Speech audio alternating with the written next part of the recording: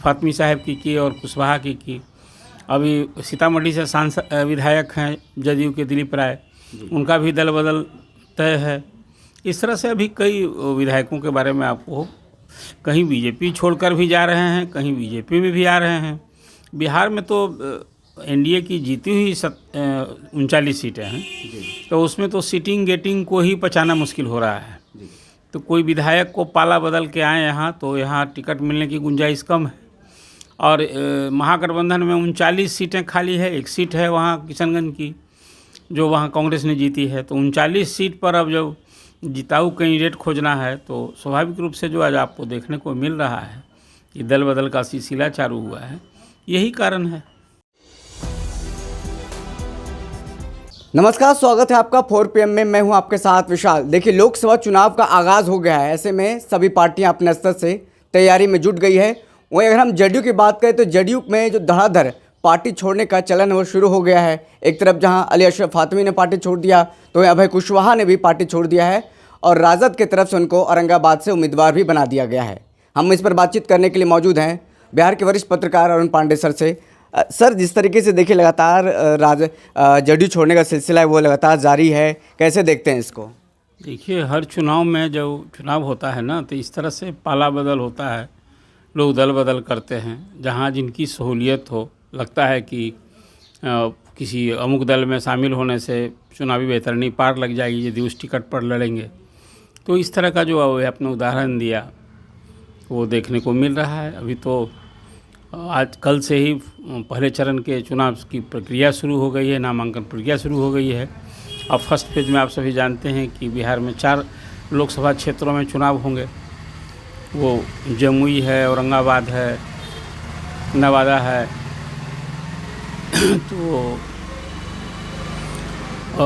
गया से आपने देखा कि जीतन राम मांझी ने भी घोषणा कर रखी है, 28 तारीख को उनका नामांकन होगा। वहाँ से राजद की ओर से अभी उम्मीदवार को कल टिकट मिल गया और वहाँ से वो कैंडिडेट होंगे। तो अभी तो एक अपने अपने दल से, हालांकि आधिकारिक किसी ने घोषणा नहीं की है, लेकिन दल बदल का सिलसिला शुरू हो गया है। आपने अभी जदयू के 2 नेताओं की चर्चा की, फातमी साहब की और कुशवाहा की। अभी सीतामढ़ी से सांसद विधायक हैं जदयू के दिलीप राय, उनका भी दल बदल तय है। इस तरह से अभी कई विधायकों के बारे में आपको, कहीं बीजेपी छोड़कर भी जा रहे हैं, कहीं बीजेपी में भी आ रहे हैं। बिहार में तो एनडीए की जीती हुई 39 सीटें हैं, तो उसमें तो सीटिंग गेटिंग को ही पचाना मुश्किल हो रहा है। तो कोई विधायक को पाला बदल के आए यहाँ, तो यहाँ टिकट मिलने की गुंजाइश कम है। और महागठबंधन में 39 सीटें खाली है, एक सीट है वहाँ किशनगंज की जो वहाँ कांग्रेस ने जीती है। तो 39 सीट पर अब जब जिताऊ कैंडिडेट खोजना है, तो स्वाभाविक रूप से जो आज आपको देखने को मिल रहा है कि दल बदल का सिलसिला चालू हुआ है, यही कारण है। सर, क्या लगता है कि और भी ये सिलसिला लगातार जारी रहेगा? डॉक्टर संजीव बात कर रहे हैं, बीमा भारती बात कर लगातार। देखिए, उस दिन तो भले शामिल हो गए हो, नाराज़ हो, लेकिन अब कहा जा रहा है कि अब राजद में शामिल होने वाले, बस सब कुछ तय हो गया है, कभी भी सदस्यता ले सकते हैं। हाँ हाँ, बिल्कुल। आपने जो नाम गिनाया है, ये लोग तो पार्टी में असंतुष्ट हैं ही। और ऐसे लोगों को जब यहाँ टिकट मिलने की गुंजाइश नहीं है, अब वो खगड़िया से डॉक्टर संजीव लड़ना चाहते हैं, उन्होंने घोषणा कर रखी है कि वो चुनाव लड़ेंगे, और वो सीट चली गई है लोजपा के। और कुछ वहाँ जो जिला की राजनीति होती है, उसमें जो प्रदेश अध्यक्ष हैं बीजेपी के सम्राट चौधरी, उनसे डॉक्टर संजीव का वहाँ 36 का रिश्ता रहा है। तो स्वाभाविक रूप से जब संजीव लड़ना चाहते हैं, तो उनको अब इस एनडीए फोल्ड की बजाय उनको महागठबंधन में ही जाना होगा। इसलिए राजद से वो कैंडिडेट हो सकते हैं, ये चर्चा है, अभी इनकार नहीं किया जा सकता है। बीमा भारती भी असंतुष्ट हैं। अब वहाँ लेसी सिंह को, उनसे उनका वहाँ राजनीतिक प्रतिद्वंद्विता चलती है, लेसी सिंह मंत्री हो गई जी। और बीमा भारती उस समय जब बजट सत्र में अनुपस्थित रही थी, जिस समय स्पीकर के खिलाफ अविश्वास प्रस्ताव था, हालांकि फिर जिस समय विश्वास मत प्रस्ताव दिया था मुख्यमंत्री ने, उस समय वो आ गई थी। असंतुष्ट तो चल ही रही हैं।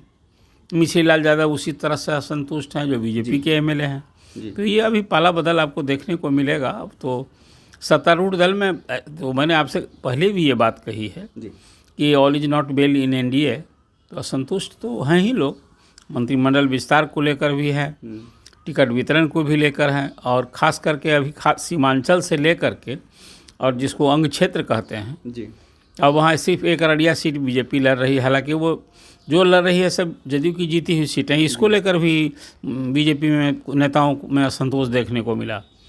कल ही बात हो रही थी सीमांचल के कई बीजेपी के नेताओं से, तो उनका कहना था कि अब तो सब सीट वो जदयू ही लड़ रहा है, तो फिर हम लोग दल का झंडा उठावे, क्या राजनीति कोई भविष्य नहीं है, तो जहाँ टिकट मिला वहीं तो जाना चाहिए। इस सब तरह की चर्चा भी शुरू हो गई है। जाप सुप्रीमो पप्पू यादव कल अपनी पार्टी का विलय कांग्रेस में कर लिए है दिल्ली में। क्या सीमांचल में, मिथिलांचल में या फिर कोसी क्षेत्र में इसका प्रभाव देखने को मिलेगा? क्या इंडिया गठबंधन अब मजबूत होगा पप्पू यादव के आने से? देखिए, पप्पू यादव को भी एक बिहार में राजनीति की दो धुरी है, एक तरफ बीजेपी है, दूसरी तरफ लालू प्रसाद हैं, और पूर्णिया से चुनाव लड़ने की पहले से पप्पू यादव ने ठान रखी थी, और वो कल कांग्रेस में अपने पार्टी का विलय कर दिया। स्वाभाविक रूप से कांग्रेस को एक जुझारू नेता, कार्यकर्ता जो आप कहें जिस रूप में देखें, वो पप्पू यादव के रूप में मिला है, तो निश्चित रूप से पप्पू यादव को आखिर कांग्रेस में विलय कराया गया है और वो वहाँ से कैंडिडेट होंगे जो तय है, तो उस क्षेत्र में तो मजबूती मिलेगी, तभी तो उनको उनकी पार्टी का विलय कराया है, उनको कैंडिडेट देने की बात हो रही है। स्वाभाविक रूप से उसका असर मधेपुरा में, सुपौल में भी देखने को मिलेगा ही। सीमांचल में तो पप्पू यादव उनकी जो राजनीतिक सक्रियता काफ़ी होती है। मिथिलांचल की बात करें, फिर कोसी क्षेत्र में भी इसका कुछ प्रभाव देखने को मिलेगा, जिस तरीके से लगातार कई लोग चर्चा कर रहे हैं, कई पत्रकार भी इसकी चर्चा कर रहे हैं कि उनका प्रभाव रहा है। ये कोसी की तो बात मैंने की ही, कोसी को ही सीमांचल कहते हैं। जी जी जी सर। जहाँ वो पूर्णिया, कटिहार, किशनगंज, जो सहरसा आप कहते हैं, या सहरसा तो कंस्टिट्यूंसी नहीं रही, वो सुपौल है, उस क्षेत्र की ही बात मैंने की। मिथिलांचल की एक दूसरी राजनीति है, वहाँ पप्पू यादव की सक्रियता सीमांचल के जिलों में रही है, तो वहाँ तो निश्चित रूप से एक कांग्रेस के लिए ताकत साबित होंगे। अभी उनकी मिसेज रंजिता रंजन राज्यसभा की मेंबर हैं। आखिरी सवाल है सर, पशुपति पारस को लेकर के एनडीए से वो दामन छोड़ चुके हैं, केंद्रीय मंत्री से उन्होंने इस्तीफा दे दिया है।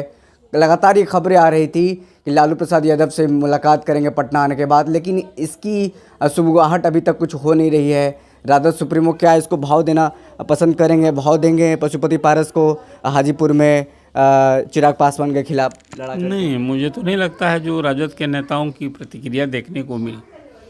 राजद के कोषाध्यक्ष हैं, जो एमएलसी हैं सुनील सिंह, जो मुख्य सचेतक भी हैं जी, और वो माने जाते हैं कि लालू परिवार से उनकी बड़ी निकटता है। उनकी पहली प्रतिक्रिया आई थी, तो पारस को तो उन्होंने खारिज कर दिया है जी। हमें लगता है कि अब पारस की राजनीति बुरे तौर से फंस गई। उनके साथ भी थे प्रिंस और जो उनके भतीजा हैं जी, अब फिर वो चंदन सिंह जो नवादा के एमपी हैं, अब तो चर्चा ये भी है कि उन्होंने भी साथ छोड़ दिया है। तो बिल्कुल जिस तरह से चिराग को अलग थलग छोड़ दिया था पारस ने, आज उनकी स्थिति वैसी ही हो गई है। वो लड़ते भी हैं, आपने देखा कल चिराग ने तंज कसा कि अब चचा लड़ना चाहते हैं तो स्वागत है। तो बात तो अब सचमुच पारस अब बुरी तरह फंस गए हैं। एक तो उन केंद्रीय मंत्रिपरिषद से इस्तीफा दिया, अपनी नाराज़गी दिखाई, नाइंसाफ़ी की बात की, तो अपने को अभी एनडीए छोड़ने की बात नहीं की, तो एनडीए से वस्तुतः अलग ही हो गए हैं। हालांकि कल मैं देख रहा था अमित शाह जी का बयान, एक किसी चैनल पर वो बातचीत कर रहे थे, तो ये पूछा गया तो उन्होंने कहा कि लगभग तो अब तो एनडीए से उनका नाता लगभग समाप्त ही हो गया है जी। तो एनडीए में तो उनका अध्याय सचमुच समाप्त हो गया है। तो अब इसलिए मैंने आपसे कहा कि पशुपति कुमार पारस अब राजनीति में, उनकी राजनीति बुरे तौर पर फंस गई है उनकी राजनीति। अब वो हाजीपुर से भी लड़ेंगे, कोई किसी का निर्दलीय लड़ना, कोई एक व्यक्ति पार्टी के रूप में भी लड़ना, कोई बिहार में दो ही राजनीति की, इन्हीं दोनों के बीच में प्राय सभी सीटों पर चुनाव होंगे, सीधी लड़ाई देखने को मिलेगी। कुछ एक सीट अब बाद होंगे, जैसे सीमांचल में यदि एम लड़ता है किशनगंज, हालांकि उसने 11 सीट पर चुनाव लड़ने की बात कर रखी है, कुछ सीटों पर तिकोनात्मक संघर्ष भी हो सकता है, लेकिन वस्तुतः पूरी लड़ाई बिहार में भाजपा बनाम लालू, भाजपा बनाम महागठबंधन, जिसको आप एनडीए बनाम महागठबंधन के बीच ही होगी। चलिए, बहुत बहुत शुक्रिया सर। पशुपति पारस की राजनीति बुरी तरीके से बीच मझधार में फंस गई है। जिस तरीके से उन्होंने एनडीए से नाता तोड़ा और फिर साथ ही साथ उन्होंने केंद्रीय मंत्री से भी इस्तीफा दे दिया। अब देखना है क्या खुद वो अकेले हाजीपुर से चुनाव लड़ते हैं या नहीं लड़ते हैं। फिलहाल इस खबर में इतना ही। बहुत बहुत शुक्रिया।